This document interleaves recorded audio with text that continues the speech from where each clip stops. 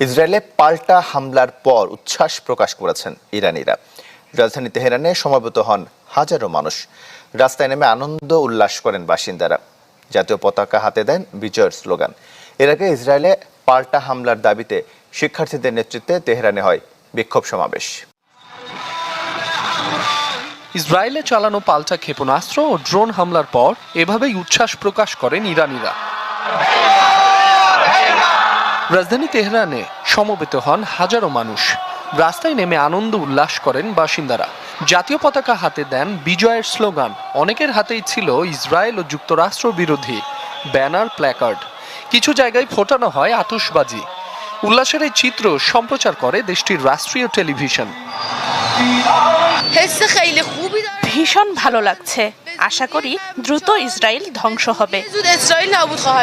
অনেক ইরানি মনে করেন যুক্তরাষ্ট্রের সাথে পারমাণবিক চুক্তির প্রশ্নই আসে না। কারো বিশ্বাস এই হামলার মাধ্যমে গাজাবাসীর দুর্দশা কিছুটা লাঘব হবে। ইসরায়েলের হামলার কারণে আমরা ভীষণ খুশি। আশা করি এই হামলায় এমন সুফল বয়ে আনবে যার মাধ্যমে গাজায় নিপীড়িত মানুষ মুক্তি পাবে, সেখানে ক্ষুধা ও দারিদ্রতা দূর হবে। যুক্তরাষ্ট্রের সাথে সমঝোতার কোনো প্রশ্নই আসে না। শত্রুরা তাদের মুখোশ উন্মোচন করেছে। তাদের সাথে সমঝোতার আলোচনা করা বোকামি হবে।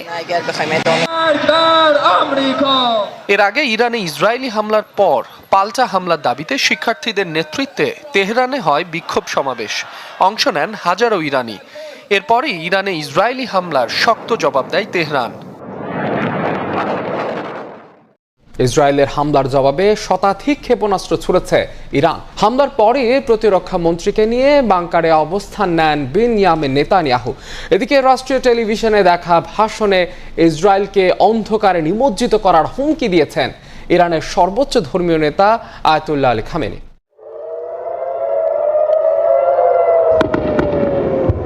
অবশেষে পরমাণু কর্মসূচি নিয়ে শুরু হওয়া দ্বন্দ্ব যুদ্ধের দোরগোড়ায় পৌঁছেছে। ইসরায়েলের হামলার কড়া জবাব দিয়ে শতাধিক ক্ষেপণাস্ত্র ছুড়েছে ইরান। অপারেশন ট্রু প্রমিস 3 এর মাধ্যমে তেল আবিবকে কড়া জবাব দেওয়ার কথা ব্যক্ত করেছে তেহরান। এর মধ্যেই কার্যকর করেছে নিজেদের আকাশ প্রতিরক্ষা ব্যবস্থা।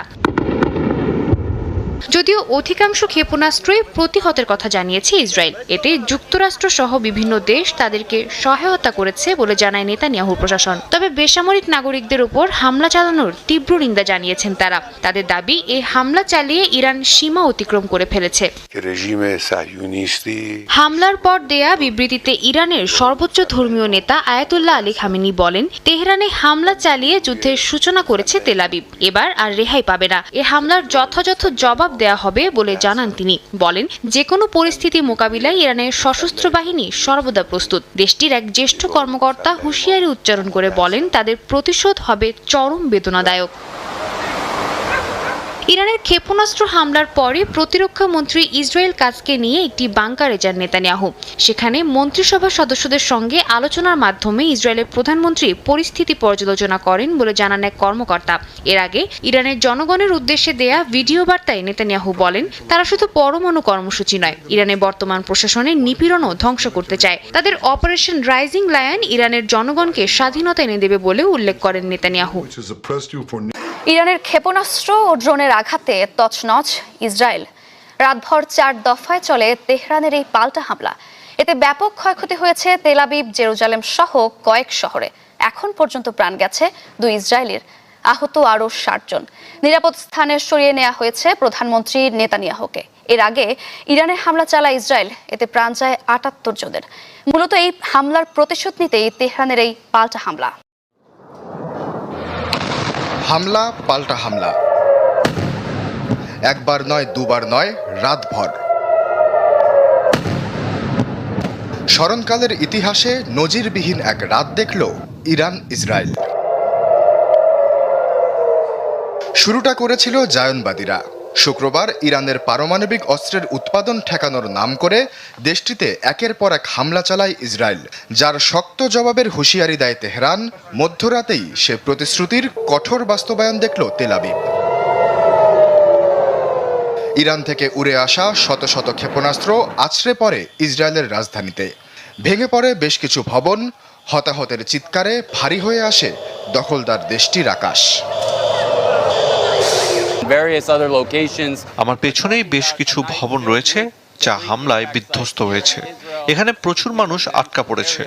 আমরা তাদের উদ্ধার করার চেষ্টা করছি, তবে ধ্বংসস্তূপ সরানো কঠিন হয়ে পড়েছে। They're right now on call. আকস্মিক হামলার তীব্রতায় হতবিহ্বল হয়ে পড়ে আইডিএফ, আর নেতৃত্বে যার থাকার কথা সবার সামনে, সবার আগে তিনি দিলেন গা ঢাকা। হামলার পর মুহূর্তেই নিরাপদ আশ্রয়ে সরে যান নেতানিয়াহু। তবে কোথায় সে নিরাপদ স্থান সেটি রাখা হয় অজ্ঞাত। আর এর মধ্যে জাতিসংঘের নিরাপত্তা পরিষদে কুমিরের কান্না কাঁদেন ইসরায়েলি দূত। ইরান ব্যালিস্টিক ক্ষেপণাস্ত্র ছুড়েছে, এখনই তাদের না থামালে দুদিন পর পারমাণবিক ক্ষেপণাস্ত্র ছুড়বে। বিশ্বশান্তি ধরে রাখতে ইরানকে কোনোভাবেই পারমাণবিক অস্ত্র রাখার অনুমোদন দেয়া যাবে না। ভোরের আগে ফের ইরানের হামলা। এবারে শুধু তেল আবিব নয়, লন্ডভন্ড হয় জেরুজালেম সহ বড় কয়েকটি শহর।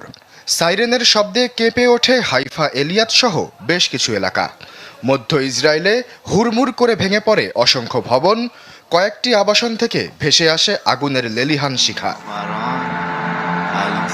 কয়েক মিনিট পরেই ইসরায়েল ফের হামলা চালায় ইরানে। এতে দেশটির মেহরাবাদ আন্তর্জাতিক বিমানবন্দরে আগুন লেগে যায়, ক্ষয়ক্ষতি হয় বেশ কিছু অঞ্চলে। এই হামলা পাল্টা হামলা অব্যাহত রাখার কথা জানিয়েছে দুপক্ষই।